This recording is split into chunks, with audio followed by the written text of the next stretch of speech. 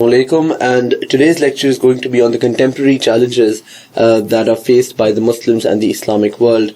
This is also a part of your syllabus and a very important one. So let's jump right into it and see what we have to learn.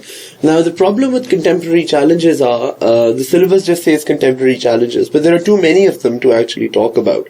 There is the challenge, of course, that we Muslims face as being human. So we face the challenge of poverty, we face the challenge of hunger, we face the challenge of underdevelopment. All of these challenges that a lot of countries which are not even Muslim also face. So Uganda and Liberia and Angola and Somalia and Pakistan and Afghanistan and Saudi Arab and Iran and Morocco and Algeria, all these countries, whether they are Muslim countries or non-Muslim countries, face the same problems of poverty, of hunger. However, what is important to note is that the 10 richest countries in the world would overwhelmingly be non-Muslim. All the Muslim countries in the world, the Muslims form roughly 1/8 of the global population. दुनिया की जो आबादी है उसका 20वां हिस्सा नहीं 8वां हिस्सा, which roughly translates as about 20% of the world population. No, sorry, wait, that would be 1/5. Sorry, my bad. We are 1 billion out of roughly 8, so plus minus this one. इसका exact figure देखना, but we are a significant proportion of the world population, and even though we are a significant proportion of the world population, most of the hunger, most of the poverty, most of the illiteracy lies in the Muslim world. If you take a list of the most illiterate countries in the world, most of them will be Muslim countries. If you take a list of the poorest countries in the world, most of them will be Muslim countries. If you take a list of the most corrupt countries in the world, most of them will be Muslim countries. And that means that there is some problem that the Muslim world is facing and the Muslim world needs to address.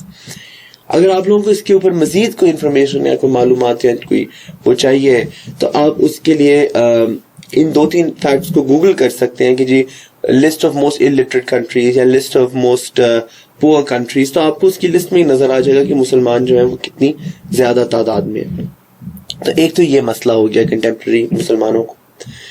جو دوسرا مسئلہ ہے جو بالخصوص مسلمانوں سے relate کیا جاتا ہے دنیا میں، وہ ہے آپ کا ٹیررزم، آپ کا وائلنس، آپ کے جو ایکسپلوژنز ہیں، آپ کا جو کیوس ہے، جو بغاوتیں ہیں، جو خانہ جنگی ہے، جو سول وار ہے. یہ پوری دنیا میں ہوتی تھی پہلے، پر آج کل پچھلے 20-30 سال کے اندر ہم دیکھتے ہیں کہ اوورwhelmingly یہ ساری برائیاں مسلمانوں کے ملکوں میں ہو رہی ہیں. مسلمانوں کے ہاں ایکسٹریمزم زیادہ ہے. مسلمانوں کے ہاں کبھی ایک آئسس اٹھتی ہے تو سیریا اور عراق کو تباہ کر دیتی ہے، کبھی کوئی طالبان اٹھتے ہیں تو افغانستان پاکستان کے اندر مسائل شروع ہو جاتے ہیں.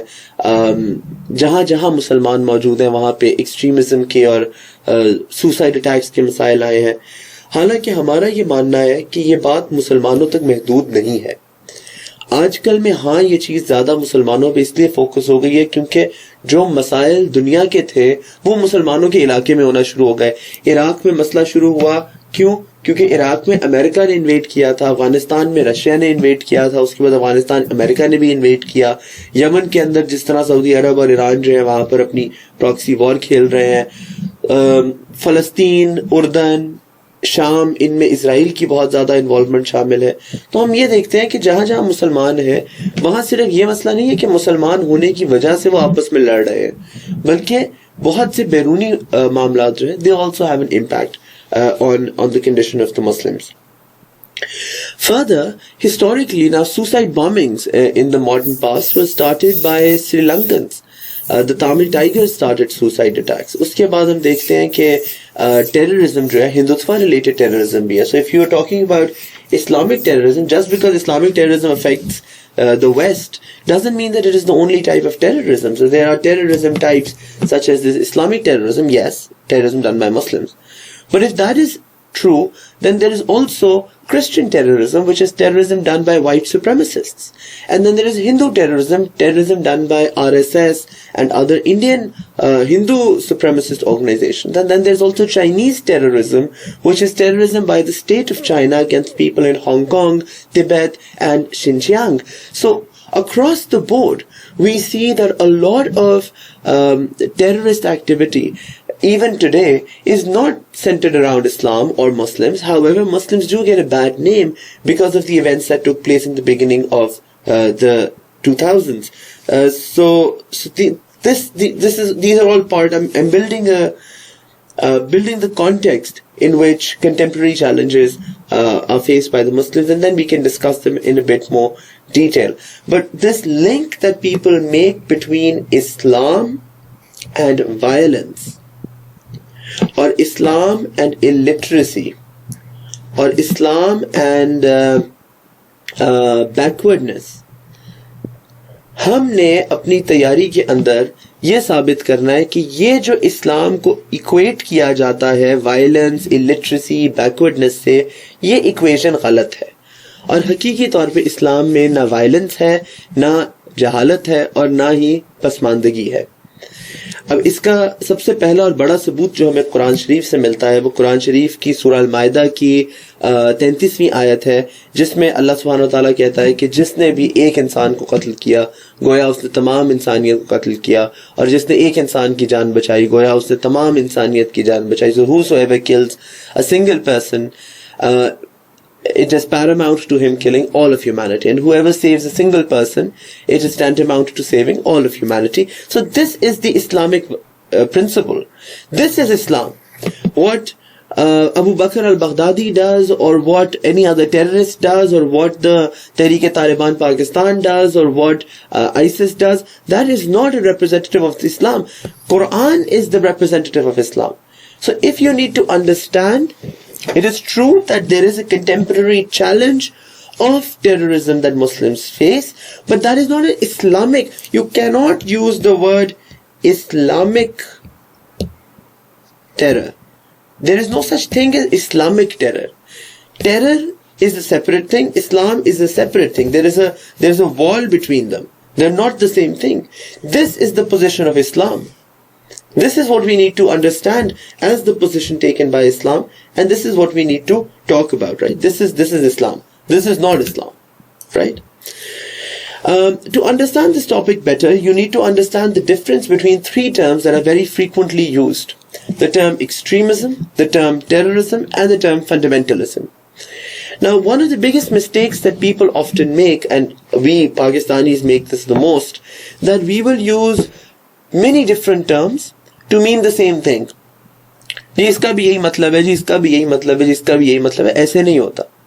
ہر لفظ کا اپنا علیحدہ مطلب ہوتا ہے، تو ہمیں ہر لفظ کو سمجھنا ہے کہ اس کا کیا مطلب ہے، اور کیا یہ لفظ اس سچویشن کے اندر اپلائی کیا جا سکتا ہے یا یہ لفظ اس سچویشن میں اپلائی نہیں کیا جا سکتا. اب ایکسٹریمزم کیا ہے، ٹیررزم کیا ہے، اور فنڈامنٹلزم کیا ہے. ایکسٹریمزم کا مطلب ہوتا ہے کسی بھی پوزیشن کو بیونڈ ریزنیبل لیولز لے کر جانا. So let's define it as beyond reasonability, beyond moderation. Anything that is taken to an extreme level would result in the person who's pushing for that extremity to become an extremist.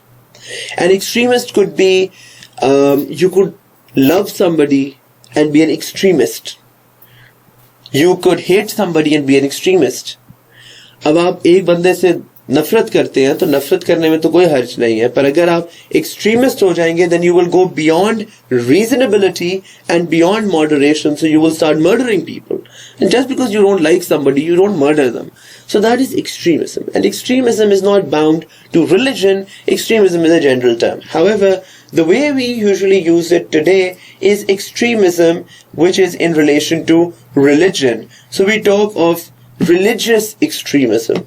Religious extremism means taking religion to a level where religion becomes unreasonable.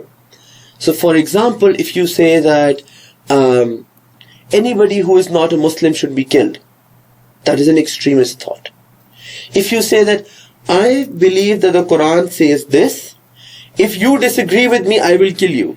That is an extremist thought. That is religious extremism. Saying that جو میں مان رہا ہوں وہی سچ ہے اور جو کوئی دوسرا مان رہا ہے وہ یقیناً غلط ہے. اور یہ صرف یہ نہیں کہ وہ غلط ہے اور میں صحیح ہوں, بلکہ اس کو غلط ہونے کی وجہ سے ہمیں سزا دینی چاہیے. ہمیں اس we should either murder them or we should persecute them. A very good word that you can use and learn over here is persecution. یہ سی ہے, persecution of those who differ with you. That is extremism. Now let's move this from extremism, جو کہ Hinduism کا extremism بھی ہوتا ہے, بہت سے مختلف ٹائپس. یہ ہو گیا extremism. دوسری چیز ہے terrorism. Terrorism is اس کا گوگل پہ ڈال کے تو ڈکشنری کا مطلب بھی دیکھ لیں. This is use of fear, violence and terror to achieve a religious, political or social goal. Terrorism کے لیے یہ لازمی ہے کہ کوئی ہدف ہو, کوئی ٹارگٹ ہو, کوئی گول ہو, کوئی منزل ہو. آپ نے کوئی ڈیسائیڈ کیا کہ ہم نے یہ ہمارا مقصد ہے, اور اس مقصد تک پہنچنے کے لیے, اگر یہ آپ کا مقصد ہے تو مقصد تک پہنچنے کے لیے آپ فیئر کو, خوف کو, ہراس کو, وائلنس کو, ٹیرر کو استعمال کرتے ہیں تاکہ آپ اپنے مقصد تک پہنچ سکیں. ٹیررزم کی, ایکسٹریمزم کے لیے کوئی مقصد ضروری نہیں ہے. میرا کوئی مقصد نہیں ہے کہ میں اپنے دشمنوں کو ایک ایکسٹریم طریقے سے ٹریٹ کروں, پر میرا دل چاہ رہا ہے میں کر سکتا ہوں. ٹیررزم کے لیے لازمی ہے کہ آپ کا کوئی مقصد ہو. There has to be a reason why you are doing a particular act. You have a goal in mind. For example, ISIS, which was the Islamic State, so-called Islamic State in Iraq and Syria, ان کا ایک مقصد یہ تھا کہ ہم ایک ان کے لفظوں کے مطابق according to them خلافت create کریں گے in the Middle East. So they had a purpose, and for that purpose they were employing terror. Now the opposite of terrorism, of course, will be political process, right? So this is not equal to a political process. A political process would say that I want to bring a change in the world. I have a certain goal. For example, let's say today I decide that I have a goal that I want to make Pakistan a welfare state, a truly welfare state. Now I can do it in two ways. I can either start killing people and scaring them and saying, Zabardasti, make Pakistan a welfare state. Or I could start a political campaign. So I could talk to my friends, I could start a movement, زیادہ لوگ اس کا حصہ بنیں گے, اور پھر جیسے جیسے لوگ بڑھتے جائیں گے, جب الیکشن ہوں گے یا اگر الیکشن نہیں ہوتے تو پھر ہم لوگ پیسفلی پروٹیسٹ کر کے اپنا جو ریولیوشن کر کے تو ہم چینج لا سکتے ہیں. یہ سارے وہ طریقے جس میں ٹیرر استعمال نہیں ہوتا, کیونکہ وہ ایک پیسفل ٹرانزیشن آف پاور کی بات ہے, جمہوریت کے طریقے سے بات ہے. ٹیررزم یہ ہوتا ہے کہ میں اپنا مقصد حاصل کرنا چاہوں گا غیر آئینی اور غیر سیاسی طریقے سے. اب کیوں یہ غیر سیاسی طریقے سے کیوں کرتے ہیں, اس کی وجہ یہ ہوتی ہے کہ اگر مجھے یہ لگ رہا ہے کہ یہ ڈھیر سارے لوگ ہیں اور ان میں سے آدھے سے زیادہ لوگ میرے ساتھ ہیں, تو پھر میں کیا کروں گا کہ پھر میں کوشش کروں گا کہ یہ جو لوگ میرے ساتھ ہیں یہ ان لوگوں کو کنونس کریں جو میرے ساتھ نہیں ہیں, اور پھر ہماری جو ہے ہم پاور میں آ جائیں. اگر مجھے پتا ہے کہ یہ سارے لوگ ہیں جو سارے کے سارے میرے خلاف ہیں اور صرف یہ 4 لوگ میرے ساتھ ہیں, اب اتنے سے لوگوں کے ساتھ میں ان ساروں کے اوپر تو اپنا مقصد حاصل نہیں کر سکتا. So when you know that you are not popular, when you know that you are not strong enough to achieve your goals in the political way, then you resort to fear, violence and terror, which is why you will always see that terrorists are in a minority. Most Pakistanis, for example, do not agree with Taliban's version of Islam. We do not believe that we should start killing everybody who disagrees with us. Most Pakistanis are democratic and moderate, and we do believe in Islam. Islam is our religion, but we believe that Islam is a peaceful religion, not a violent religion. So now what the terrorists or what organizations which believe that Islam is a violent religion, what they will do is they cannot win politically, so they will resort to violence. That is where terrorism comes in. The last term that you need to understand, یہ ساری باتیں میں نے بہت اہم آپ کو بتائی ہیں کہ آپ کو ٹیررزم سمجھ آ گیا کہ ٹیررزم کیوں ہوتا ہے, کیسے ہوتا ہے اور کن سچویشنز میں ہوتا ہے. آخری بات آ گئی کہ فنڈامنٹلزم کیا ہے. فنڈامنٹلزم کا مطلب یہ ہوتا ہے, دو طریقے ہیں دنیا کے اندر کسی بھی مذہب کو یا کسی بھی چیز کو فالو کرنے کے. اس میں پہلا طریقہ یہ ہے کہ آپ اسپرٹ کے اوپر جاتے ہو کہ اس کی روح کیا کہتی ہے, اس کی سول کیا کہتی ہے. دوسرا طریقہ یہ ہے کہ آپ ارکان کے اوپر جاتے ہو, پریکٹس کے اوپر جاتے ہو, پریکٹسز. اب میں آپ سے سوال پوچھتا ہوں, آپ کے خیال سے کیا نماز پڑھنا ضروری ہے؟ ہم مانتے ہیں. اور نیکی کرنا, لوگوں کا بھلا کرنا بھی ضروری ہے. اب میں آپ سے پوچھوں کہ زیادہ ضروری کیا ہے؟ نماز زیادہ ضروری ہے یا حسن اخلاق زیادہ ضروری ہے؟ اب اخلاق بھی اسلام کا حکم ہے, نماز بھی اسلام کا حکم ہے. Which one is more important? اب some people would say کہ جی اخلاق بہتر رکھو, اور نماز بھی اس لیے ضروری ہے کہ نماز اچھے اخلاق تک لے کے جاتی ہے. اصل مقصد ہے اچھے اخلاق. کچھ دوسرے لوگ ہوں گے وہ کہیں گے کہ نہیں, اخلاق بات کی بات ہے, اخلاق اچھے ہوتے رہیں گے, نماز زیادہ ضروری ہے, یہ سب سے اہم ہے, نماز پڑھنا آپ پر فرض ہے, نماز ضرور پڑھو اور لازمی پڑھو, اخلاق بعد میں دیکھی جائے گی. سب سے ضروری چیز یہ ہے کہ نماز پڑھو, روزہ رکھو. جو رکن ہے, جو ارکان ہیں, جو ایکشنز ہیں, جو پریکٹسز ہیں, جن کو آپ کہہ سکتے ہو کہ جو فنڈامنٹلز ہیں, یہ آپ کے درست ہونے چاہیے. توحید, نماز, روزہ, زکوٰۃ, یہ صحیح ہونا چاہیے. اچھے انسان آپ ان کی وجہ سے بن جاؤ گے. پر سب سے پہلی چیز یہ ہے کہ آپ کی فنڈامنٹلز صحیح ہوں, اور فنڈامنٹلز کو سختی سے فالو کرنا چاہیے. جو لوگ فنڈامنٹلز کو فالو کرنے پر سب سے زیادہ زور دیتے ہیں کہ یہ سب سے ضروری چیز ہے, ان کو بولتے ہیں فنڈامنٹلسٹ. اور یہ ٹرم شروع ہوئی تھی کرسچن سے, کہ ایک دو کرسچن گروپس تھے جو کہتے تھے کہ جی آپ بعد میں سب کچھ دیکھو, سب سے پہلے آپ یہ دیکھو کہ آپ چرچ لازمی جا رہے ہو کہ نہیں جا رہے. پھر وہ کہتے تھے کہ آپ جو حرکات ہیں کرسچنس کی, ان کا لباس, the way they dressed, the way ان کا جو طریقے ہیں, آپ ان کو سب سے پہلے فالو کرو. ٹھیک ہے, یہ فنڈامنٹلز ہیں, ان کو کرنا لازمی ہے, یہ کرو گے تو باقی ساری چیزیں خود بخود صحیح ہو جائیں گی. تو ان کو کہتے تھے فنڈامنٹلسٹ, کہ یہ فنڈامنٹلز کو سب سے زیادہ اہمیت دیتے ہیں.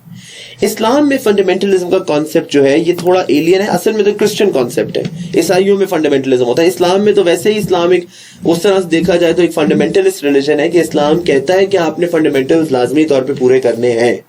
پر مسلمانوں میں بھی ہم جب اپنے آس پاس بھی دیکھتے ہیں, جو لوگ دائی ہوتے ہیں, دعوت اسلام دے رہے ہوتے ہیں, ان کا ہم دیکھتے ہیں کہ کئی ان میں سے کہتے ہیں کہ جی باقی ساری چیزیں بعد میں, سب سے پہلے اپنا نماز, روزہ, زکوٰۃ صحیح کرو. اس کی سب سے اچھی مثال جو ہے وہ ہے آپ کی تبلیغی جماعت. تبلیغی جماعت ایک پرامن آرگنائزیشن ہے مسلمانوں کی, جن کے 6 میرے خیال سے ان کے پوائنٹس ہیں, جو وہ کہتے ہیں کہ یہ 6 آپ پورے کرو سب سے پہلے اپنی زندگی کے اندر, باقی سارا کچھ پھر ان کے بعد ہوگا. اور جو یہ 6 چیزیں پوری نہیں کرے گا, یہ 5 چیزیں پوری نہیں کرے گا, یا یہ 4 چیزیں پوری نہیں کرے گا, وہ غلطی پر ہے. اس کو چاہیے کہ وہ ان چیزوں کو پورا کرے. سو یہ ہم کہہ سکتے ہیں کہ یہ فنڈامنٹلسٹ ہے, یعنی کہ یہ فنڈامنٹلز کے اوپر زور دیتے ہیں. اچھا, اب اس لفظ کا نیگیٹولی استعمال جو ہے وہ یہاں سے شروع ہوا کہ کچھ فنڈامنٹلسٹ کے اوپر یہ الزام لگایا گیا کہ آپ فنڈامنٹلز میں جو, اب دیکھو اس کا اپوزٹ بھی ہمیں ہماری کلچر سے مل جائے گا. ایک طرف ہمیں تبلیغی جماعت نظر آئے گی جو فنڈامنٹلز کے اوپر بہت زور دیتی ہے, دوسری طرف ہمیں نظر آئے گا جیسے بابا بلے شاہ کا کلام ہے کہ وہ کہتے ہیں کہ جا جا وردہ مندر مسیتی کدی من اپنے وچ وڑیا ہی نہیں, تو روز پہ لڑنا شیطان نال بندیا کدی نفس اپنے نال لڑیا ہی نہیں. اب وہ یہ کہہ رہے ہیں, وہ یہ نہیں کہہ رہے کہ نماز نہ پڑھو یا نماز پڑھنا بری بات ہے, پر وہ یہ کہہ رہے ہیں کہ نماز مسجد ڈھا دے, مندر ڈھا دے جو کچھ ڈھیندا, پر کسی دا دل نہ ڈھائیں. میرا رب دلاں وچ رہندا. وہ یہ کہہ رہے ہیں کہ جو رکن ہے, جو فنڈامنٹل ہے, وہ آپ کی جو ایکسرسائز ہے نماز کی ہو گئی یا آپ کی روزے کی ہو گئی یا آپ کی, وہ بعد کی بات ہے, اور اپنے آپ کو سمجھنا, انسانوں کو سمجھنا, انسانی اقدار کو سمجھنا وہ پہلے ہے. مسلمان بابا بلے شاہ بھی ہیں, مسلمان جو ہیں وہ تبلیغ جماعت والے بھی ہیں, پر یہ فنڈامنٹلز پر زیادہ زور دیتے ہیں, وہ اسپرچول اس کے اوپر زیادہ زور دیتے ہیں.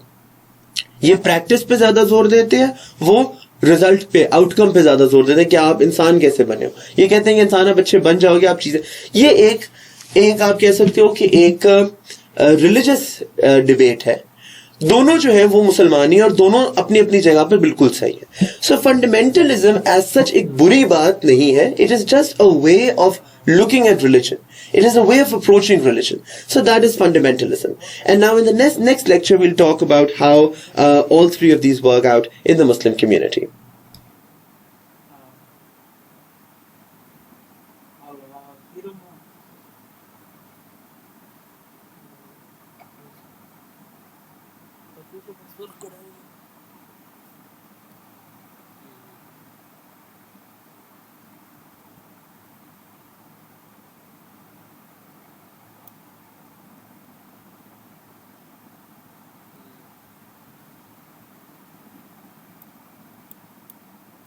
We're continuing our topic of contemporary challenges in Islam, and we talked about the three words extremism, terrorism and fundamentalism. I told you that fundamentalism کے ساتھ as such کوئی مسئلہ نہیں ہے. یہ بس دو approaches ہیں کہ آپ باطن کی طرف زیادہ جاتے ہو یا ظاہر کی طرف زیادہ جاتے ہو. That's the difference. It's just a difference of approach. There's nothing wrong with fundamentalism. Extremism is wrong because it takes something to an extreme. We need to see if extremism, is it compatible with Islam? کیا اسلام جو ہے وہ extremist ہے یا نہیں ہے. اس کے حق میں بھی آپ کو باتیں ملیں گی, خلاف بھی ملیں گی, ہم دونوں ڈسکس کر لیں گے. اور دوسرا ہے ٹیررزم.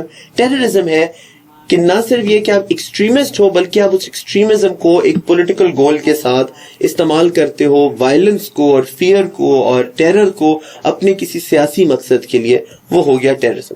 ٹیررزم کو, ریلیجس ٹیررزم اصل میں ایک غلط بات ہے, کیونکہ ٹیررزم ریلیجن کے لیے کبھی نہیں ہوتا. Terrorism is always political. Extremism جو ہے وہ کسی بھی چیز میں ہو سکتا ہے, اور فنڈامنٹلزم جو ہے یہ تقریباً ہمیشہ, یہ پولیٹیکل فنڈامنٹلزم نہیں ہوتا, یہ عام طور پہ ریلیجس ہوتا ہے. تو ریلیجن کے لیے جو ٹرم ہے وہ ریلیجس فنڈامنٹلزم ہوتا ہے, پولیٹیکل ٹیررزم ہوتا ہے, اور ایکسٹریمزم جو ہے وہ کسی بھی چیز میں ہو سکتا ہے. ایکسٹریمزم اور ٹیررزم میں فرق کیا ہے, اس کے اوپر ایک سلائیڈ جلدی سے دیکھ لیجئے. ایکسٹریمزم کے لیے groups of supporters motivated by their idealism and not necessarily violent. Extremism میں ضروری نہیں ہے کہ وائلنس. مثال میں آپ کو اس کی دیتا ہوں. Let me just change this colour the marker. ایک آرگنائزیشن ہے, اس کا نام ہے گرین پیس. یہ ایک ایکسٹریمسٹ آرگنائزیشن ہے جو کہتی ہے کہ ہمیں دنیا میں, ہم دنیا جو مدر ارتھ ہے اس پہ بڑا ظلم کر رہے ہیں, اور یہ کہتی ہے کہ سارے ہمیں پیٹرول بند کر دینا چاہیے, پیٹرول کا استعمال ہمیں, جو ہم لوگ یہ ہنٹنگ کرتے ہیں ویلز کی اور ان چیزوں کی, وہ بند کر دینی چاہیے, ہمیں درختوں کو کاٹنا بند کر دینا چاہیے, کوئی بھی ایسا کام جس سے نیچر ہرٹ ہو رہی ہے ہمیں فوراً وہ بند کر دینا چاہیے. تو گرین پیس ایک بڑی ایکسٹریمسٹ آرگنائزیشن ہے, مگر وہ ٹیررسٹ آرگنائزیشن نہیں ہے. وہ بندے نہیں مارتی اپنے ایکسٹریمز کے پیچھے, اس کا بلکہ میں ذاتی طور پہ تو اس کے ایکسٹریم سٹانس کی حمایت کرتا ہوں کہ ہاں واقعی ہمیں جو دنیا میں ہم ایکسپلوئٹیشن کر رہے ہیں, کہ ہم زیر زمین تیل نکالتے ہیں, پورا سمندر جو ہے وہ اس سے افیکٹ ہوتا ہے, اتنے زیادہ جانور جو ہیں وہ ہماری وجہ سے مارے جاتے ہیں, اتنے زیادہ جنگلات ہماری وجہ سے تباہ ہوتے ہیں, بڑا ظلم ہے. اور گرین پیس اس کے خلاف ایکسٹریم اپنا سٹانس رکھتا ہے. تو وہ اپنے ایک آئیڈیاز کے مطابق چلتا ہے, پر وہ وائلنٹ جو ہے وہ لازمی ہے کہ نہ ہو. ایکسٹریمزم میں آپ ریلی وغیرہ سے بھی اپنے اس ایکسٹریم پوزیشن کو شو کر سکتے ہو. اس کی مثال یہ ہے کہ جس طرح آپ کے دھرنے ہوتے ہیں, یا جس اب وہ جو دھرنا ہے, دھرنا is an example of extremism. تحریک لبیک کے جو تھے پروٹیسٹ تھی, that was an example of extremism. However, is that terrorism? No, it's not terrorism, it's just extremism. Then moving on, we say that can be motivated by a variety of issues from animal activism to feminism or ethnic and religious commitments. Extremism کسی بھی چیز میں ہو سکتا ہے. feminist extremism بھی ہوتا ہے, جس طرح عورت مارچ ہم نے دیکھی ہوئی تھی. اس کے بعد عورت مارچ. اب وہ ہم کیا کہیں کہ جی ان کو جیل ڈال دیں. کیوں جیل ڈال دیں بھائی؟ ٹھیک ہے ان کا ایک ایکسٹریم اوپینین ہے پر وہ ٹیررسٹ تو نہیں ہے. اب وہ ایک ان کا ایکسٹریم اوپینین ہے, وہ اس کے لیے ریلی نکال رہے ہیں, جلوس نکال رہے ہیں, ان کا حق ہے, ان کو اجازت ہے. اس کے بعد ایکسٹریمزم جو ہے یہ عام طور پہ سوسائٹی اس کی اجازت دے دیتی ہے لوگوں کو. ہماری سوسائٹی کم دیتی ہے پر عموماً سوسائٹی جو ہے وہ ایکسٹریمزم کو برداشت کر لیتے ہیں کہ ٹھیک ہے جی ان کا ایک ہارڈ کور مسئلہ ہے تو ٹھیک ہے ان کا.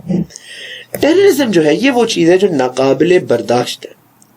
یہ لوگ وائلنٹ ہوتے ہیں, یہ لوگ ہارم کاز کرنا چاہتے ہیں, ان کے پاس اسلحہ ہوتا ہے, ہتھیار ہوتے ہیں, اور ان کا کوئی پولیٹیکل, میں نے پہلے بھی آپ بتایا, پولیٹیکل مقصد جو ہے وہ لازمی ہوتا ہے, کوئی سیاسی گول ہوتا ہے.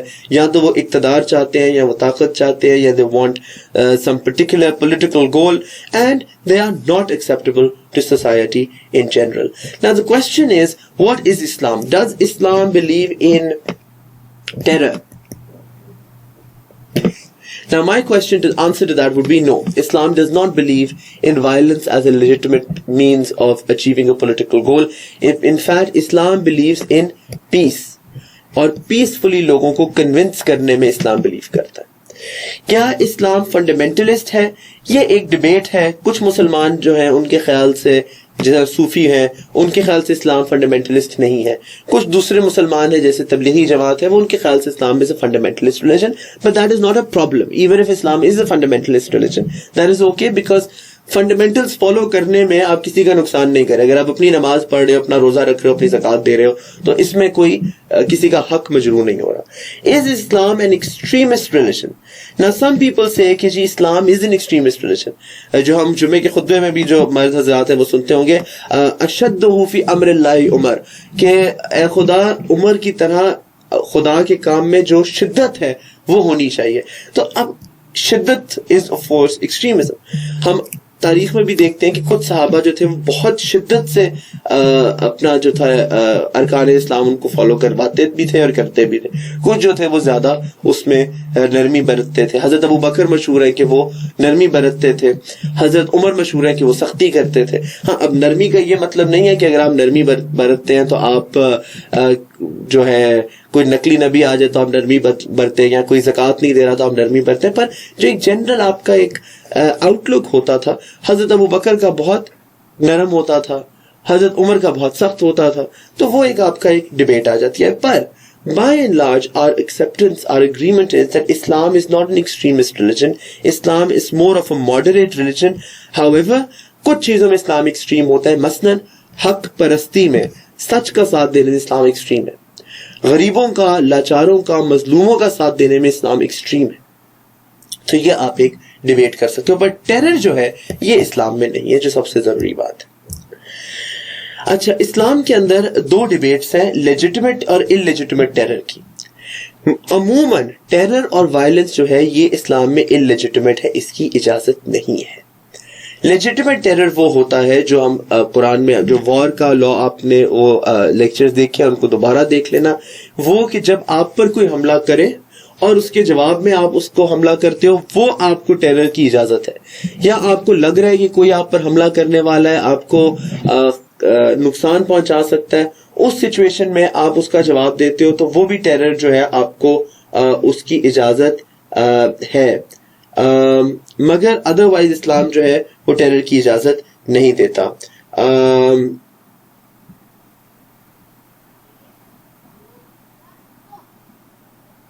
ایک سیکنڈ دیجیے, چلے. اس کے بعد یہ ہے کہ فنڈامنٹلزم جو ہے یہ اسلام کے اندر ہے پر ماڈریشن میں ہے. آپ بہت زیادہ ایکسٹریمسٹ نہیں ہو سکتے, فنڈامنٹلسٹ نہیں ہو سکتے. مطلب اس کا کیا مطلب ہوا, میرا یہ اب یہاں پہ یہ جو میں باتیں کر رہا ہوں نا, یہ اسلام کی بات سے زیادہ یہ مائی اوپینین ہے. میں اوپر ڈسکلیمر دے دیتا ہوں کہ یہ مائی اوپینین ہے کہ میرے خیال سے اسلام میں لیجیٹیمیٹ ٹیرر ہے پر صرف سیلف ڈیفینس میں ہے, باقی ٹیرر انلیجیٹیمیٹ ہے. اور فنڈامنٹلزم اسلام میں ہے پر ماڈریشن میں ہے. مثلاً یہ کہ آپ کو نماز پڑھنی ہے, اسلام کا فنڈامنٹل پرنسپل ہے نماز پڑھنی ہے, مگر at the same time fundamentalism moderation میں ہونا چاہیے. یہ نہیں آپ کر سکتے کہ جی ایک طرف آپ دیکھ رہے ہو کہ ایک بندہ مر رہا ہے تو آپ کو نہیں جی میں پہلے نماز پڑھوں گا پھر اس کی جان بچاؤں گا. آپ اس کی جان پہلے بچاؤ. نماز کا بھی یہی حکم ہے کہ اگر اگر آپ دیکھ رہے ہو کہ اس وقت کوئی اور کام ہے کہ جو اس وقت فوراً کرنا زیادہ ضروری ہے، آپ اس کو کرو. حتیٰ کہ اسلام یہ کہتا ہے کہ اگر آپ کو بھوک لگی ہے تو آپ نماز نہ پڑھو، کیوں بھوکے پیٹ نماز پڑھو گے تو آپ کو کھانے کا خیال آتا رہے گا. آپ پہلے کھانا کھاؤ پھر نماز پڑھو.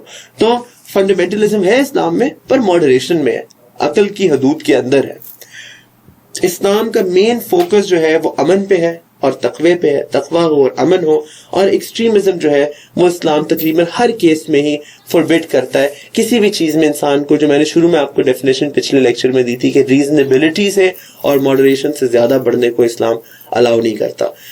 ایون میں جو پہلے بھی بات کی ہے میں اس کی دوبارہ تصحیح کر دوں اصل میں، کہ غریبوں کی مدد میں بھی اسلام ایکسٹریمزم اس طرح سے نہیں کہتا کہ تم اپنا سارا کے سارا گھر کا سامان نکال کے غریبوں میں بانٹ دو. اسلام کہتے نہیں، تمہارا جو مال ہے، ایک شخص رسول خدا صلی اللہ علیہ وسلم کے پاس آیا اور اس نے کہا کہ میں چاہتا ہوں کہ میں اپنا سارا مال ہدیہ کر دوں. تو رسول اللہ نے کہا کہ تمہارے کوئی بیوی بچے نہیں ہیں، کوئی تمہارا ہے نہیں تمہارا وارث؟ اس نے کہا ہے. تو آپ نے فرمایا کہ پھر تمہارے وارثوں کا پہلے حق ہے. پھر اس نے کہا کہ اچھا پھر میں آدھا مال دے دوں. آپ نے کہا نہیں، تمہارے وارثوں کا اس سے زیادہ حق ہے. پھر آپ نے کہا، پھر اس شخص نے کہا کہ میں صرف 1/3 دے دوں. تو آپ نے کہا 1/3 پر تمہارا حق ہے کہ اپنے مال کے 1/3 تم دے سکتے ہو، پر 2/3 کو تم اپنے وارثوں کے لیے چھوڑ کے جاؤ. تو نیکی کے کام میں بھی رسول خدا صلی اللہ علیہ وسلم نے کہا کہ ایکسٹریم نہیں ہو جانا کہ میں اپنا سارا مال دے رہا ہوں، نہیں، 1/3 دے سکتے ہو، 2/3 تمہارے وارثوں کا حق ہے. تو ہر چیز میں اسلام میں رسول خدا کی ہم اگر سنت دیکھنا شروع کریں تو کہیں پہ بھی ایکسٹریمزم نظر نہیں آئے گا، ماڈریشن نظر آئے گی. قرآن شریف اس کے بارے میں کیا کیا کہتا ہے دیکھ لیجئے. ایک بڑا اہم لفظ جو قرآن میں استعمال ہوا ہے وَلَا تَعْتَدُوا، کہ عدل کی حد سے مت آگے بڑھو. عدل کی جو حد ہے ہم نے اس کو فالو کرنا ہے. ماڈریشن کی جو حد ہے، جو ایک اعتدال ہے، یہ جو تعتدو جو لفظ ہے، یہ لفظ اردو میں بھی ہم استعمال کرتے ہیں، اعتدال یعنی ماڈریشن. وَلَا تَعْتَدُوا، ماڈریشن کو وائلیٹ نہ کرو. ٹھیک ہے، یہ ایک اسلام کا حکم ہے. اس کے بعد سورہ المائدہ کی جو ہے یہ 32ویں آیت جو ہے اس کو بھی آپ دیکھ لیں. اس کے بعد سورہ 109 نمبر جو سورہ ہے، اس کو بلکہ میں آپ کے سامنے نکال بھی لیتا ہوں قرآن.com سے 109 نمبر سورہ کو، اور ہم دیکھتے ہیں کہ یہ سورہ الکافرون ہے جو کہتی ہے کہ اے کافروں، لکم دینکم ولی دین، تمہارا دین تمہارے لیے ہے اور ہمارا دین ہمارے لیے ہے. تو جب وہ کہہ رہا ہے لکم دینکم ولی دین، تو اس کا مطلب ہے کہ اسلام یہ نہیں کہہ رہا کہ ہم ایکسٹریم ہو جائیں اور کہیں کہ جو کافر ہے، جو ہمارے سے ڈس ایگری کر رہا ہے، اس کو مار ڈالو، قتل کر دو. نہیں، اسلام کہہ رہا ہے کہ ان کے لیے ان کا مذہب ہے، ہمارے لیے ہمارا مذہب ہے، اور اسلام ان سب کے بیچ میں ایک بیلنس رکھتا ہے. یہ ایک تھوڑی انٹینس قسم کی میں نے 2 سلائیڈز بنا دی ہیں جن میں کافی ساری باتیں جو ہیں وہ میں نے سمری کر کے کی ہیں. میں جلدی جلدی ان کو بولتا جاؤں گا، آپ ان کو سنتے جائیے اور ان کو سمجھتے بھی جائیے. تینوں چیزیں، ٹیررزم، ایکسٹریمزم اور فنڈامنٹلزم کی اسلام میں جو مثالیں ہیں وہ میں نے پیش کر دی ہیں. اگر ان میں سے کسی میں بھی سوال آتا ہے تو آپ کو پتا ہوگا کہ آپ ریلیونٹ کیا بات کر سکتے ہیں. ٹیررزم کے اوپر یہ بات ہے کہ اسلام میں ہسٹری ٹیررزم کی موجود ہے، پر آپ دیکھو گے کہ ٹیررزم کبھی بھی مسلمانوں نے نہیں کیا، ہمیشہ مسلمانوں کے خلاف ہوا. اس کی سب سے پہلی اگزامپل ہے جس کو آج ہم لوگ ویسٹ کی لینگویج میں بولتے ہیں لون ولف اٹیک، کہ ایک بندہ ہے کہ جس نے فیصلہ کیا کہ میں ٹیررسٹ ایکٹ کر دیتا ہوں. اس کا نہ کوئی فوج ہے اس کے ساتھ، نہ کوئی اس کا سپورٹر ہے، پر وہ اکیلے جا کے ٹیررسٹ اٹیک کراتا ہے. اس کی پہلی مثال ہمیں ملتی ہے ابو لولو فیروز میں. ابو لولو فیروز یہ ایک ایرانی تھا جس نے پہلا ٹیررسٹ اٹیک اسلام کی ہسٹری میں کیا. حضرت عمر رضی اللہ عنہ کے اوپر اس نے ایک حملہ کیا اور حضرت عمر کو اس نے شہید کیا. شہادت حضرت عمر جو ہے یہ پہلا ایک ٹیررسٹ اٹیک ہے جو مسلمانوں کے خلاف ہوا. اس کے بعد ہم دیکھتے ہیں کہ لون ولف اٹیکس تو میں ہو گئے. دوسرے ہیں روگ ایلیمنٹس کی مثال کے طور پر ایک گروہ ہے جیسے تحریک طالبان پاکستان تھے جو علیحدہ ہو جاتا ہے مسلمانوں کی اکثریت سے اور مسلمانوں کے خلاف سازشیں شروع کر دیتا ہے.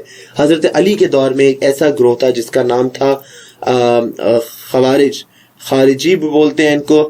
خوارج جمع ہوگی اور اس کا سنگولر ہوگا خارجی. خارجی وہ جو دائرہ اسلام سے خارج ہو گئے, دائرہ اسلام سے باہر نکل گئے, کیونکہ یہ بہت ایکسٹریمسٹ تھے. تو یہ ہمیں اگر آپ کو ان کے بارے میں مزید انفارمیشن چاہیے ضرور گوگل کیجیے گا کہ خوارج کون تھے. خوارج وہ مسلمان تھے جو نمازیں بھی پڑھتے تھے, روزہ بھی رکھتے تھے, رسول خدا کو بھی مانتے تھے, اللہ کو بھی مانتے تھے, قرآن کو بھی مانتے تھے, مگر یہ قرآن کو ماننے میں اور رسول خدا کو ماننے میں اتنے ایکسٹریمسٹ ہو گئے تھے کہ یہ کہتے تھے کہ جو ہمارے مرضی کے خلاف قرآن کے اوپر چلے گا ہم اس کو قتل کر دیں گے.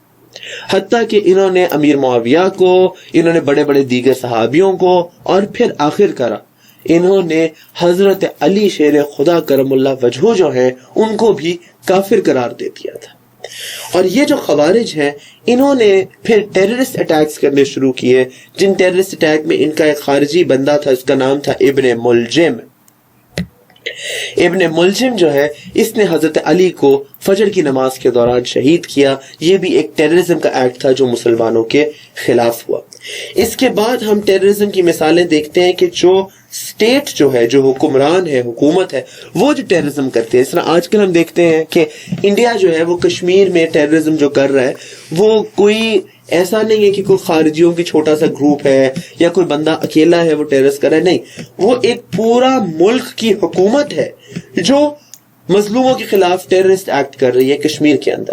اس کی مثالیں ہمیں اسلام میں بھی ملتی ہیں, اور پہلا جو اسٹیٹ اسپانسر ٹیررزم ہمیں ملتا ہے وہ ملتا ہے یزید ابن معاویہ کے ہاں.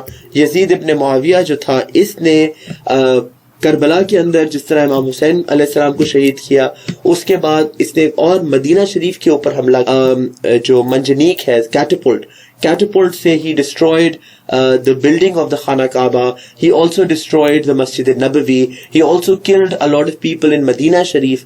So this is state sponsored terrorism. یہ بھی مسلمانوں کے خلاف ہی استعمال ہوا ہے. مسلمانوں نے خود state sponsored terrorism استعمال اسلامی حکومت کے دوران کبھی نہیں کیا. آج کل بھی ہمیں اسٹیٹ اسپانسر ٹیررزم کی مثال انڈیا میں ملتی ہے, اسرائیل میں ملتی ہے, چائنا میں ملتی ہے. ان علاقوں میں ہمیں پتہ ملتی ہیں مثالیں اسٹیٹ اسپانسر ٹیررزم کی. اس سے ہم آگے بڑھتے ہیں تو ہم پولیٹیکل سکورنگ دیکھتے ہیں جو ہے وہ ٹیررزم میں استعمال ہوتی تھی.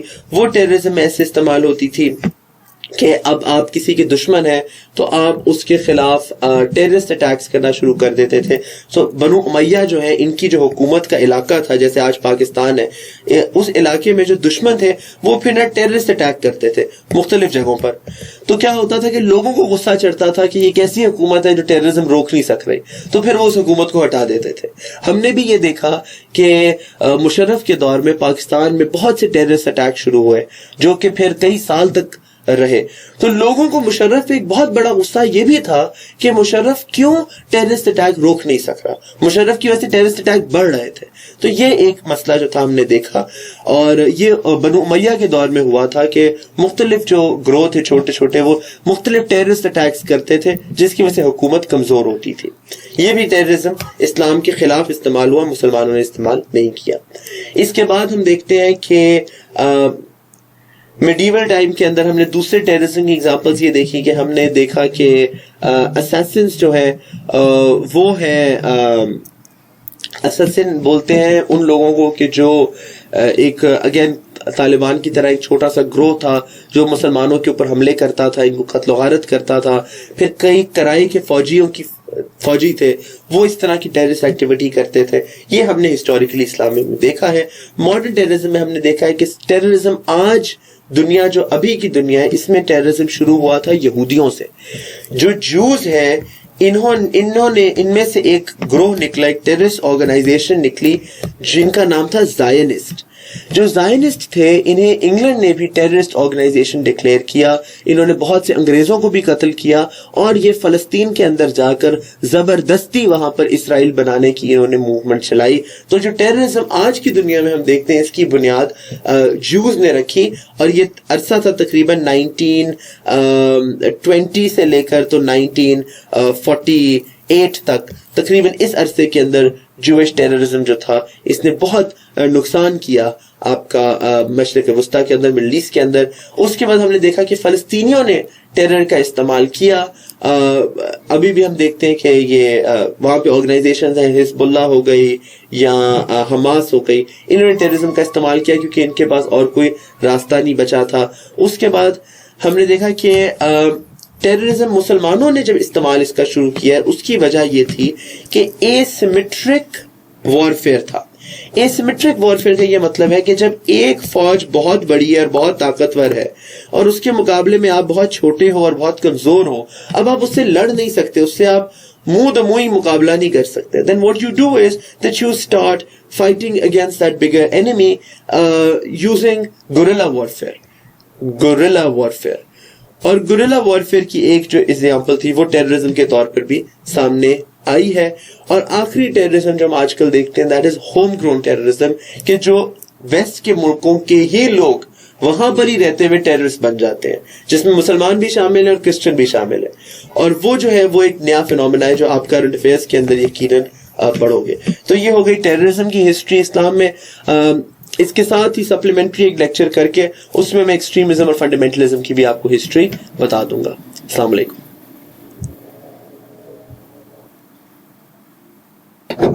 اچھا جی، چلے، مجھے امید ہے کہ آپ نے ٹیررزم کے بارے میں تو بڑی نئی نئی چیزیں بھی سیکھی ہوں گی کہ اچھا ٹیررزم شروع جو ہے وہ حضرت عمر کے دور سے ہوا تھا، اور مسلمانوں نے ٹیررزم جو ہے اس کا آغاز جو ہے وہ تب کیا جب اے سیمیٹرک وارفیئر شروع ہو گیا کہ جو دشمن ہے وہ بہت طاقتور ہے اور جو تھے ان کے جواب میں جو لوکل ریزسٹنس تھی وہ جواب نہیں دے سکتی تھی، جیسے فلسطینی ہو گئے یا کشمیری ہو گئے.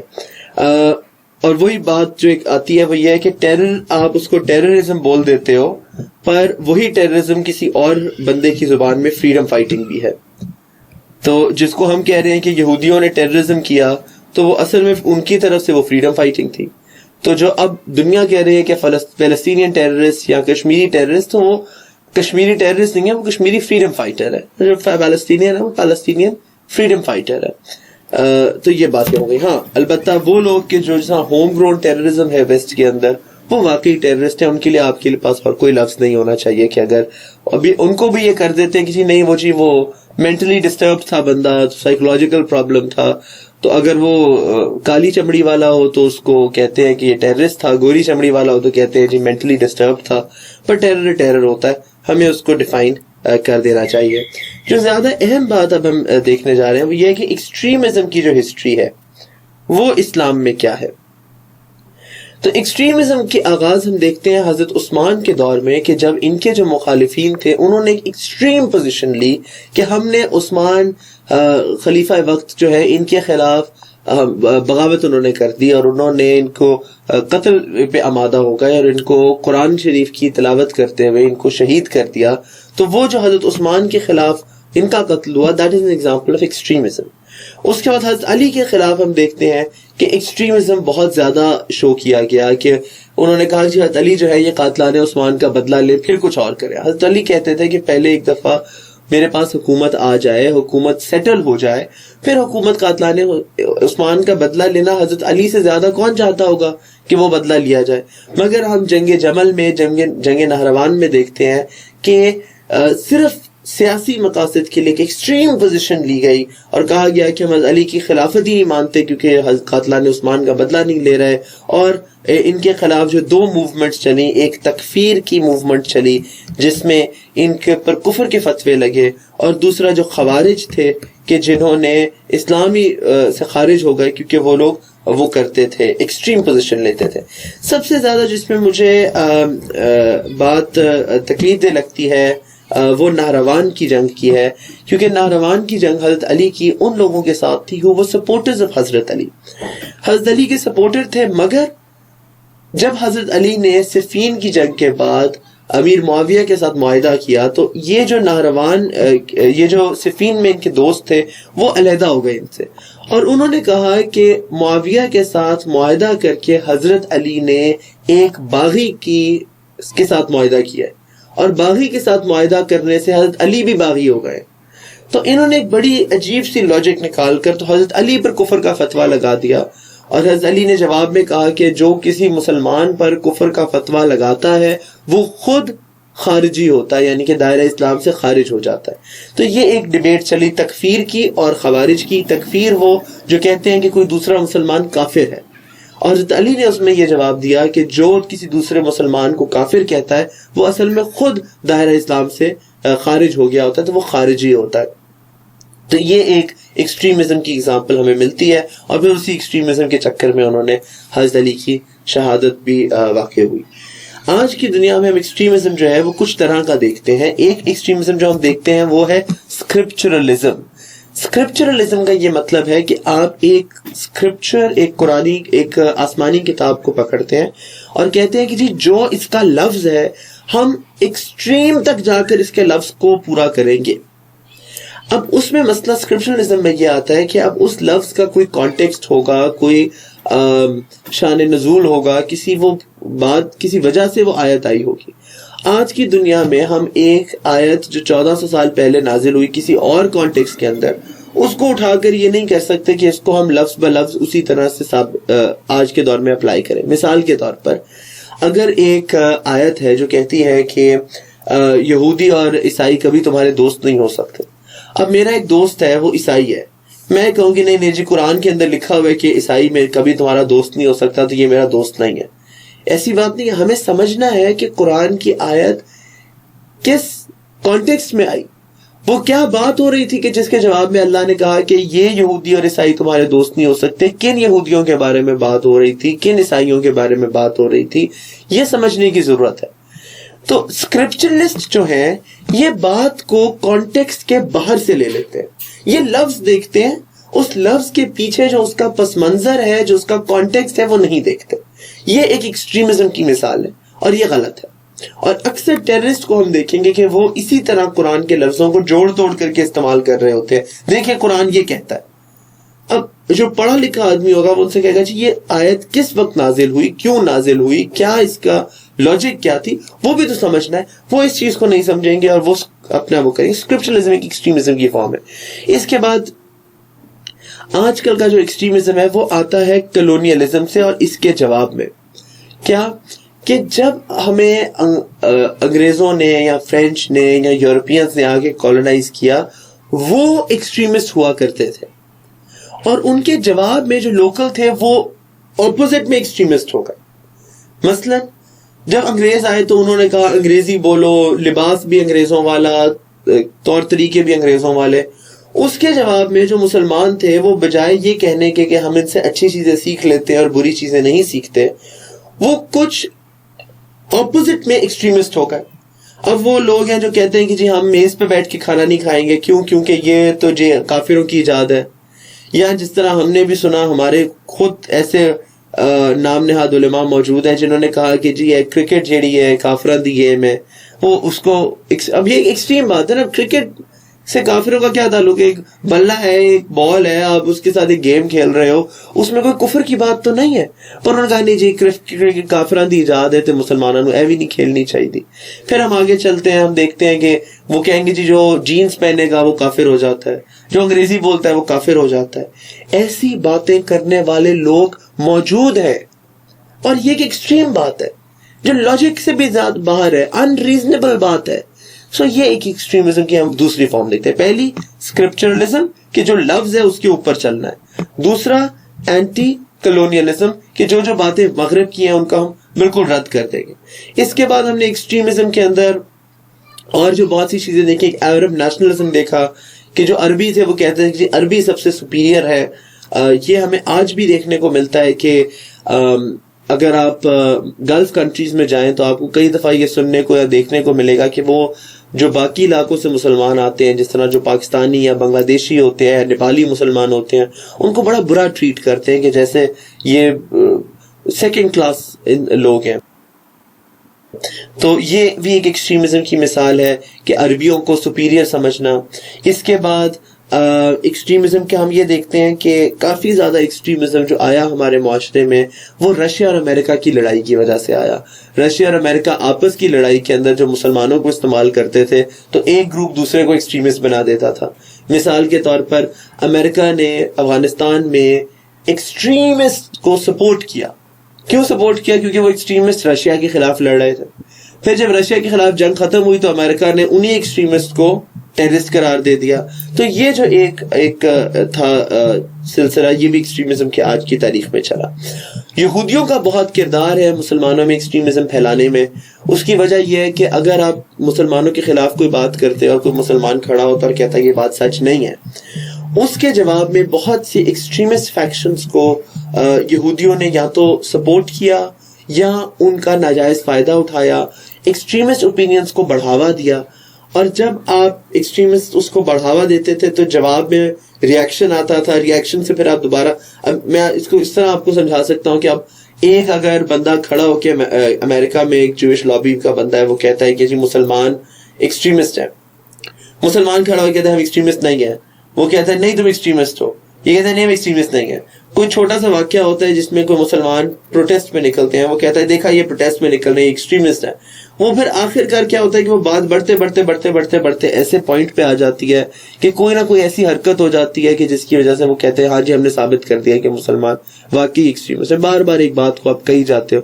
تو امریکہ کے اندر کئی لوگوں کے ذہنوں میں یہ بات نقش ہو گئی کہ مسلمان ایکسٹریمسٹ ہے، چاہے مسلمانوں نے کوئی ایسی چیز کی ہو یا نہ کی ہو، وہ علیحدہ رہ جاتی ہے بات. اس کے بعد ریڈیکل اسلام جو ہے یہ ایک ایکسٹریمزم کی مثال ہے. مسلمانوں کے اندر بھی جو لوگ ایکسٹریمسٹ کو فالو کرتے ہیں. اس کے بعد مسلمانوں میں جو فدائی اٹیکس شروع ہوئے ٹیررزم کے مد میں، وہ ایک ایکسٹریمزم کی مثال ہے کہ آپ جا کر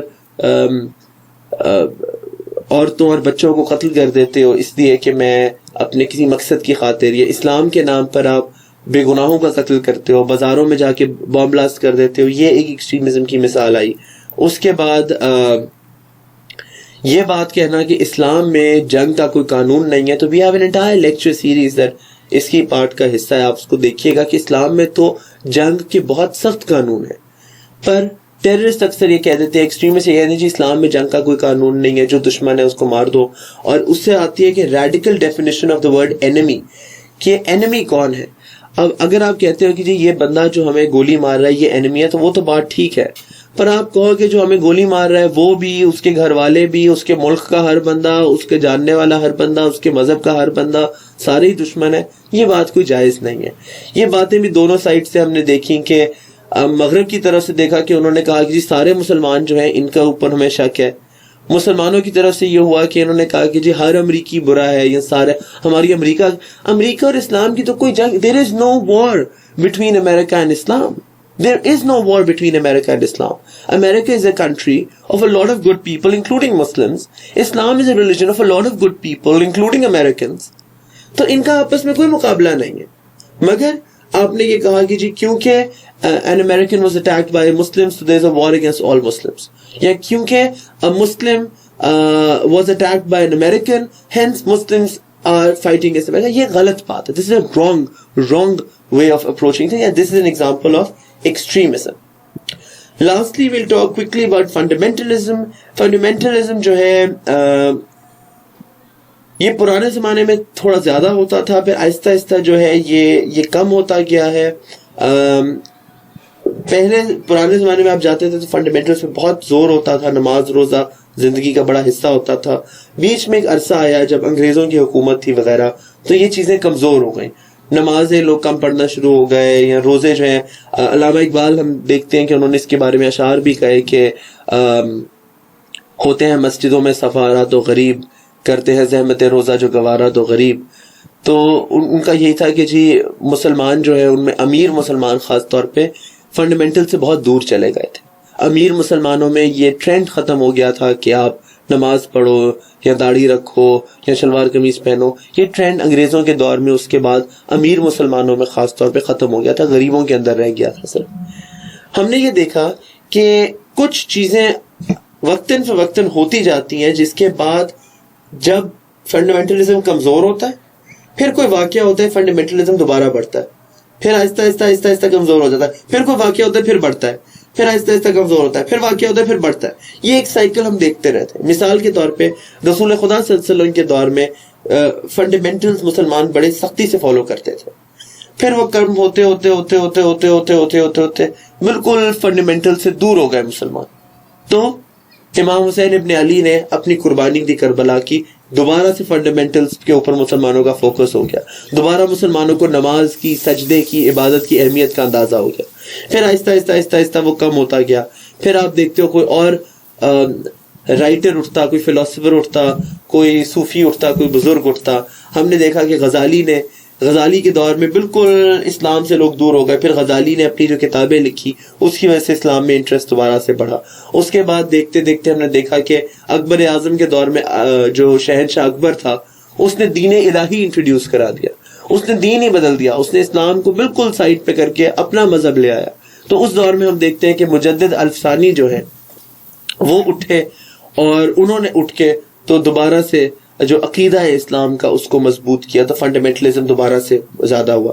پھر ہم دیکھتے تھے کہ انگریزوں کے زمانے میں مسلمان جو تھے وہ دور ہوتے جا رہے تھے اسلام سے, تو پاکستان بننے کا واقعہ, قائد اعظم محمد علی جناح نے مسلمانوں کو ایک علیحدہ ملک دیا تاکہ ہم اپنے فنڈامنٹلز کو پریکٹس کر سکیں. جو مسئلہ تھا وہ یہی تھا کہ انڈیا میں ہم اپنے فنڈامنٹلز کو پریکٹس نہیں کر سکتے.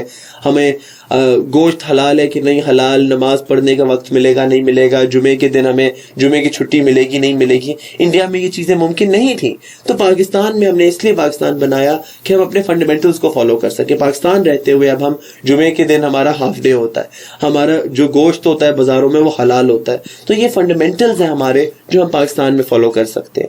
آہستہ آہستہ ابھی بھی ہم دیکھتے ہیں کہ بیچ بیچ میں جب بالکل اس لوگ دور ہونے لگتے ہیں تو کوئی موومنٹ چلتی ہے, اخوان المسلمین جیسی یا تبلیغی جماعت جیسی یا دعوت اسلامی جیسی, جو مسلمانوں کو دوبارہ جو ہے وہ فنڈامنٹلز کی طرف راغب کرتے ہیں. تو یہ ہماری ایک چھوٹی سی ڈسکشن تھی کہ ٹیررزم, فنڈامنٹلزم اور ایکسٹریمزم کیا ہے, کیوں ہیں, اور ان کا رول کیا ہے. کوئکلی ڈسکس کر لیتے ہیں کہ ان کے امپیکٹ کیا ہے, اور جو ان میں نیگیٹو پوائنٹس ہیں خاص طور پہ ٹیررزم کے, اس کا سولوشن کیا ہے. امپیکٹ آپ اگین چھوٹے سے شروع کر کے بڑے پہ جائیں, انڈیویجول دیکھیں, فیملی دیکھیں, کمیونٹی دیکھیں, کنٹری دیکھیں اور انٹرنیشنل دیکھیں.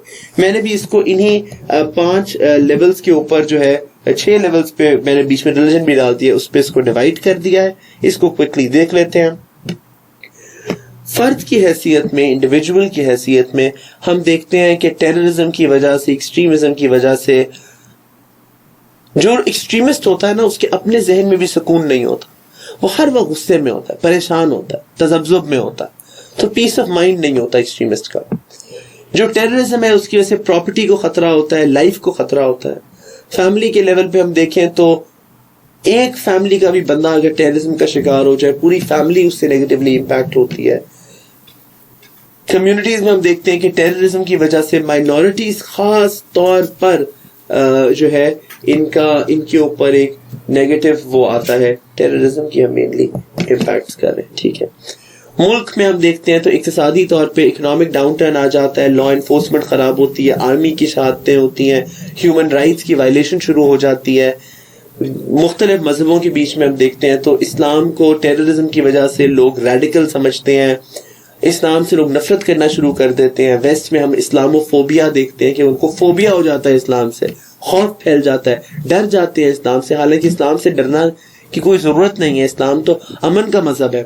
پھر ہم دیکھتے ہیں کہ پوری دنیا میں لوگ دوریاں اختیار کر لیتے ہیں, ویزاز جو ہیں وہ مسلمانوں کو دینے سے کتراتے ہیں, مسلمانوں کے اگر ٹریول کر رہے ہوں تو اس سے لوگ گھبراتے ہیں, مسلمانوں کے ساتھ رابطے رکھنے سے, مسلمان کے ساتھ بزنس کرنے سے لوگ کتراتے ہیں. کیوں؟ اس سارے جو مسائل ہیں ان کی وجہ ہے ٹیررزم, وہ ٹیررزم جس کی اسلام میں کوئی گنجائش نہیں. تو اس کا حل کیا ہے؟ حل ہے ٹیررزم کا کہ ایز این انڈیویجول ہم ٹیررزم کی مخالفت کریں, ہم اپنی زندگیوں میں امن و امان سے رہیں, خود کوئی ایسا کام نہ کریں کہ جو ٹیررسٹ آئیڈیا کو پروموٹ کریں, وائلنس کو پروموٹ کریں, پر امن رہیں, امن کی حمایت کریں. جو ہمارے آس پاس لوگ ہوں جو ہمیں لگے کہ یہ ٹیررزم کی حمایت کرتے ہیں, ان کو سمجھائیں that Islam has no space for terror or for violence. اس کے بعد ایز اے سوسائٹی ہم اپنے بیچ میں سے یہ جو ٹیررزم کا فتنہ ہے اس کو اکھاڑ پھینکیں تاکہ ہم بھی امن سے رہ سکیں اور باقی دنیا بھی امن سے رہ سکے. اس کے اندر ڈیوٹیز ہیں, علماء کی ڈیوٹی ہے. علماء کی ڈیوٹی ہے کہ وہ اسلام کا جو صحیح تشخص ہے, جو پرسیپشن ہے اسلام کا اور قرآن کا, اس کو پھیلائیں. سورہ بقرہ کی 190 کی آیت جو ہے اس کو آپ اس کانٹیکس کے اندر دیکھ سکتے ہیں کہ ڈیوٹی آف دا اسکالر کیا ہے, علماء کا کیا فرض ہے. اس کے بعد حکومت کا یہ فرض ہے کہ انٹرنلی وہ میک شور کرے کہ کسی کے ساتھ ظلم نہ ہو رہا ہو, کسی کے ساتھ زیادتی نہ ہو رہی ہو. ایکسٹرنلی وہ میک شور کرے کہ دنیا کو پتہ ہو کہ مسلمان جو ہیں یہ وائلنٹ نہیں ہے. جس طرح عمران خان نے بھی جا کر تو اسپیچز دی ہیں UN کے اندر, اس طرح سے جا کر سمجھائے. ابھی ہمارا یہ ہوا UN کے اندر کہ اردوان نے اور عمران خان نے ان سب نے بیٹھ کر باہر دنیا کو سمجھایا کہ مسلمان جو ہے یہ ایکسٹریمسٹ مذہب نہیں ہے. تو یہ کام ہے اسٹیٹس کا کہ مسلمان ملک یہ کام زیادہ سے زیادہ آگے بڑھ کے کریں.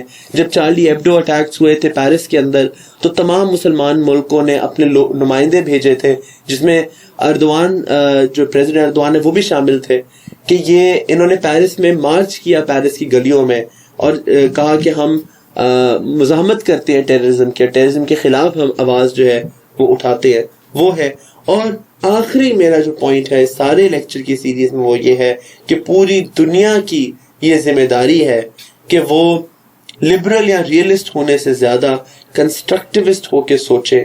یہ دیکھیں کہ اگر کوئی شخص ٹیررسٹ بن رہا ہے تو وہ ٹیررسٹ کیوں بن رہا ہے اور کیا کیا جا سکتا ہے تاکہ ہم دو باتیں سمجھیں. نمبر 1, ٹیررزم ایک فرد کا یا ایک گروہ کا کام ہے. کسی مذہب یا قوم کو پوری کی پوری کو ٹیررسٹ قرار دینا غلط بات ہے. اور اگر یہ کوئی گروہ یا کوئی بندہ ٹیررسٹ بن رہا ہے, وہ کیوں بن رہا ہے, اس کو ٹیررسٹ بننے سے کیسے روکا جا سکتا ہے, اور اس کے لیے پوری دنیا مل کر قدم اٹھائے تو ہم اس مسئلے کو حل کر دیں گے. With that, we end this entire lecture on contemporary challenges to Islam, and we will move on to a second round of contemporary challenges in which I'll talk about jihad. Bismillah ar-Rahman ar-Rahim. Assalamu alaikum. With contemporary challenges, part number 2, in which we'll talk about jihad and how jihad has been misinterpreted or interpreted, and what it actually means, and if jihad is also applicable in the modern world today. Jihad is defined as an armed struggle against oppression which is waged legally and officially in the name of Allah. Us definition کا ایک ایک لفظ important ہے. important اس لیے ہے کہ جہاد کی مختلف ٹائپس ہیں, پر جو ٹائپ جس کی ہم لوگ بات عموماً کرتے ہیں آج کل کے معاشرے میں وہ armed struggle ہوتی ہے جس میں مسلح weapons are involved. پر اس کی جو شرط نمبر 1 ہے وہ یہ ہے کہ وہ ظلم کے خلاف ہو. اس کی شرط نمبر 2 یہ ہے کہ وہ لیگل ہو, وہ انلیگل نہ ہو, وہ اس کی حکومت نے تائید کی ہو. The government actually supports that jihad. And the last condition is that it is in the name of Allah. It cannot be for a personal reason. If Pakistan wants to fight anywhere for Pakistan's sake, then that is not jihad. If it is for Allah's sake and for the sake of the Muslims, then it is going to be jihad. So these are 3 conditions for jihad. Now when we talk about jihad as a broader concept, بلکہ اس ساری گفتگو میں جانے سے پہلے نا جہاد کو یہ سمجھ لیں کہ جہاد کی ڈیفینیشن میں نے آپ کو بتا دی ہے, اس کی لیکسیکالوجی میں آپ کو بتا دیتا ہوں. یہ لفظ ہے جاہدا, جس کا مطلب ہوتا ہے ایفرٹ کرنا, ٹو اسٹرائیو اور ٹو اسٹرگل. سو جہاد basically is struggle in the cause of Allah. So when you do a struggle for somebody else, for Allah, not for anybody else but for Allah, then that struggle is called jihad, and the person who does that struggle is called mujahid, right? So یہ جہاد ہمیں سمجھ آ گیا کہ لفظ کا مطلب کیا ہے, اس کی ایٹیمالوجی کیا ہے. اب جہاد کی ٹائپس کیا ہیں وہ ہم دیکھ لیتے ہیں کہ سب سے پہلا ہے جہاد بن نفس, اپنے نفس سے جہاد کرنا. جہاد بن نفس کیا ہے؟ جہاد بن نفس یہ ہے کہ وہ جو بلے شاہ بھی کہتے ہیں کہ روز پہ لڑنا شیطان نال بندیا کدے نفس اپنے نال لڑیا نہیں. تو اپنے آپ سے آپ لڑتے ہو, اپنے عمل کو, اپنے اعمال کو, اپنے کردار کو آپ صحیح رکھتے ہو. جب آپ کا ذہن آپ کو کہتا ہے کہ کوئی غلط کام کرو تو آپ اپنے آپ کو روک دیتے ہو. جب آپ کا ہاتھ جو ہے وہ ظلم کی طرف بڑھتا ہے تو آپ اپنے ہاتھ کو روک دیتے ہو. جب آپ کی آنکھیں جو ہیں وہ بے حیائی کی طرف بڑھتی ہیں تو آپ اپنی آنکھیں جھکا لیتے ہو. جب آپ کی زبان کوئی ایسی بات کرنے لگے جس سے کسی اور کو تکلیف ہوگی یا کوئی جھوٹی بات ہوگی, آپ اپنی زبان کو روک لیتے ہو. یہ اپنے آپ پر قابو کرنا, اپنی ہوس پر, اپنے نفس پر قابو کرنا, یہ سب سے پہلا جہاد ہے, اور اس کو جہاد بن نفس کہتے ہیں. اپنے نفس کے ساتھ جہاد، اپنی ذات کے ساتھ جہاد. دوسرا ہے جہاد بالمال، یعنی پیسے کے ساتھ جہاد. اس میں مختلف چیزیں آتی ہیں. سب سے پہلی یہ ہے کہ جو پیسہ کماؤ وہ پیسہ حلال ہو، حرام پیسے کی اسلام میں کوئی گنجائش نہیں ہے. دوسرا، جو حلال پیسہ کماؤ وہ صرف جمع مت کرو پر اس کو خرچ بھی کرو، اچھے کاموں پہ، جائز کاموں پہ خرچ کرو. تیسرا یہ ہے کہ اس میں سے زکوٰۃ دو اور خیرات کرو اور صدقات دو اور اس کو نیک کاموں کے لیے استعمال کرو. ٹھیک، تو یہ آپ کا مال کے ساتھ جہاد ہو گیا. اگر کوئی بھی آپ مثال کے طور پہ کسی چیز میں چلو میں آپ کو اس کی اچھی اگزامپل دیتا ہوں. آپ کو پتا چلتا ہے کہ جنگل جو ہے ان کو تباہ کیا جا رہا ہے. جنگل بچانے کے لیے ضروری ہے کہ ایک فورس بنائی جائے جو جنگلوں کو اور جو وائلڈ لائف ہے، جنگلی جانور ہیں، ان کا تحفظ کر سکے. تو اس میں آپ کے مال کی ضرورت ہے. اب وہاں پہ اگر آپ خرچہ کرتے ہو کہ WWF جیسی آرگنائزیشن جو ہے وہ وائلڈ لائف کو اور نیچر کو بچانے کے لیے کوئی کام کرے، وہ جہاد ہے. وہ آپ کے مال سے جہاد ہے، کیونکہ آپ خدا کی بنائی ہوئی جو مخلوق ہے اس کی حفاظت کے لیے مال خرچ کر رہے ہو، تو وہ آپ کی طرف سے جہاد ہے. تیسرا جو جہاد آتا ہے وہ آتا ہے جہاد بالقلم. وہ یہ ہے کہ اگر آپ کے پاس مال کے علاوہ آپ اپنے قلم سے آپ لکھتے ہو، آپ اچھا کام چیزیں لکھتے ہو، آپ غلط چیز کے خلاف بات لکھتے ہو، آپ علم استعمال کرتے ہو. اگر کوئی بیوقوفوں والی بات کرتا ہے کہ جیسے مسلمان all Muslims are terrorists، یا اگر کوئی ایسی بات کرتا ہے کہ شیعہ سنی فساد پھیلاتا ہے، یا کوئی اور ہے وہ پاکستان کی خلاف پاکستان کی سالمیت کے خلاف کوئی بات کرتا ہے، آپ علم سے، عقل سے، دلیل سے اس کے خلاف you give a response to that is your جہاد بالقلم. اس کے بعد the fourth and the last type of جہاد is جہاد بالسیف. سیف بولتے ہیں تلوار کو، so a sword which is جہاد بالسیف، جہاد with the sword which is کہ اگر ایک ایسی سچویشن ہے جب اللہ کی راہ میں آپ کو ظلم روکنے کے لیے نہ آپ کا مال کام آ رہا ہے، نہ قلم سے کام چل رہا ہے، نہ آپ کی اپنی نفس سے کام چل رہا ہے، تینوں چیزیں آپ کر چکے ہو، فرق نہیں پڑ رہا، اور آپ کو یقین ہے کہ اگر آپ تلوار اٹھاؤ، اگر آپ جنگ کرو گے تو پھر فرق پڑے گا، پھر آپ جہاد کرتے ہو، تلوار کے ساتھ لڑائی کرتے ہو. اس لڑائی کی شرطیں جو ہیں وہ کیا ہے، وہ ہم بات اس کی بعد میں کر لیں گے. ایک پانچویں ٹائپ جو ہے وہ اسرار احمد صاحب جو ہیں، ایک مولانا تھے علامہ اسرار احمد، وہ بات کرتے ہیں جہاد بالقرآن کی، کہ قرآن سے آپ جہاد کرو. بیسکلی وہ ان ساری چیزوں کو کمبائن کر دیتے ہیں اور کہتے ہیں یہ سب قرآن کے مختلف ویز آف ڈوئنگ جہاد ہے. اگر ان کا نام لکھ دو گے تو آپ کا جو آنسر ہے اس کی ظاہری بات ہے ایک لیول جو ہے وہ بہتر ہو جائے گا کہ اچھا انہوں نے اسرار احمد کا جہاد بالقرآن بھی پڑھا ہوا ہے، یا ان کو اسرار احمد کے جہاد بالقرآن کا بھی علم ہے. آگے چلتے ہیں. جہاد with the sword، جہاد بالسیف is the last option. اور جب آپ یہ کرو تب بھی یہ ہمیشہ آپ کو کوشش کرنی چاہیے کہ نہ ہی ہو تو بہتر ہے. کیوں؟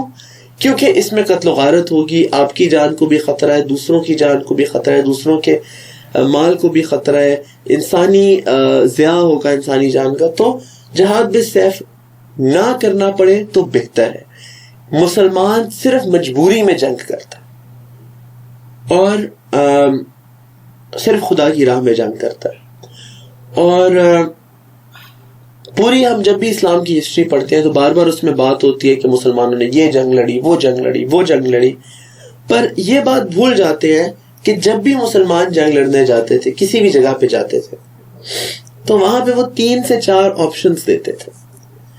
سب سے پہلی وہ آپشن یہ دیتے تھے کہ جس سے بھی وہ لڑنے جاتے تھے کہ تم اپنے آپ کو درست کر لو، تم اپنے معاملات درست کر لو، تم اسلام قبول کر لو if you're a non-Muslim, and if you're a Muslim then you start doing the right thing.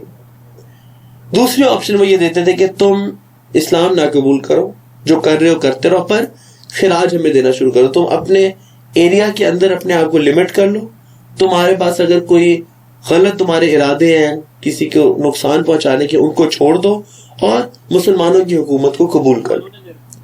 تیسرا ان کو یہ آپشن دیا جاتا تھا کہ تم سے ہمیں خطرہ ہے، تم ہمارے خلاف سازشیں کرتے ہو، اس لیے تم اس علاقے کو خالی کر کے کہیں اور چلے جاؤ. تو یا تو اسلام قبول کر لو، یا خراج دے دو، یا اس علاقے کو چھوڑ کے چلے جاؤ. اور اگر یہ تینوں نہیں کرنے، پھر آخری آپشن یہ ہے کہ تم ہم سے جنگ کرو. تو جتنی جنگیں ہم اسلام کی سنتے ہیں وہ صرف وہ تھیں کہ جس میں لوگ اس چوتھی آپشن کو خود چوز کرتے تھے. آپ ان کو 4 آپشنز دے دیتے تھے، وہ اس چوتھی کو چوز کرتے تھے، ان کے پاس باقی آپشنز بھی ہوتی تھیں. تو جہاد کی یہ شرط ہے کہ آپ جہاد زبردستی کسی میں مسلط نہیں کر سکتے. اگر آج طالبان آ کر کہتے ہیں کہ جی ہم آپ کو قتل و غارت کریں گے، تو آپ ان سے پوچھو کہ کوئی ٹیررسٹ ہے اگر، تو آپ اس سے کہو کہ بھائی کیا تم نے ہمیں اور آپشنز دی ہیں کہ یار تم ہمیں بتاؤ کہ ہماری کون سی بات تمہیں بری لگ رہی ہے. تو ہم سے کہو جی یا تو یہ بات مان جائے، یا تم ہمیں چانس دو کہ ہم امن کر لیں. امن کو پہلے چانس تو دو نا.